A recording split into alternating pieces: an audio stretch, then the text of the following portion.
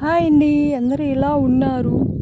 నేనైతే పొలాలలో ఉన్న పొద్దున్నే ఏంటంటే నిన్న అలసందలు చల్లుదాం అనుకున్నాం. కొద్దిగా వాన పడింది.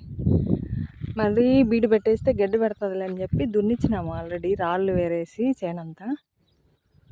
అలసందలు వేస్తే డిసెంబర్కి చెనక్కాయ వేసుకోవడానికి మళ్ళీ గడ్డి పడినా బీటికి దున్నియాలన్నమాట.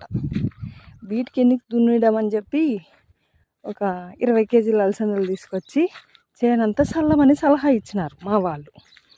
సరేలేని చెప్పి పొద్దున్నే ఏం చెప్పిండు మిల్లరాయప్ప, ఒక 8-9కి అట్లా వస్తామక్క, వేరే వాళ్ళకి వెళ్తున్నాము అన్నారు. సరేలే అని చెప్పి నేను లడ్డమ్మ హాయిగా పడుకున్నాము. తీరా చూస్తే తెల్లారేసరికి ఇంటి ముందురున్నాడు ఆయన.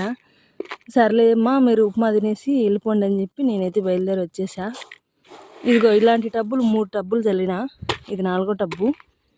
ఇంకా ఈ కొన్ని చల్లేసి ఇంటికి వెళ్ళాలన్నమాట. ఈ కాస్తే మీకు కూడా పంపిస్తాలే. Okay, bye.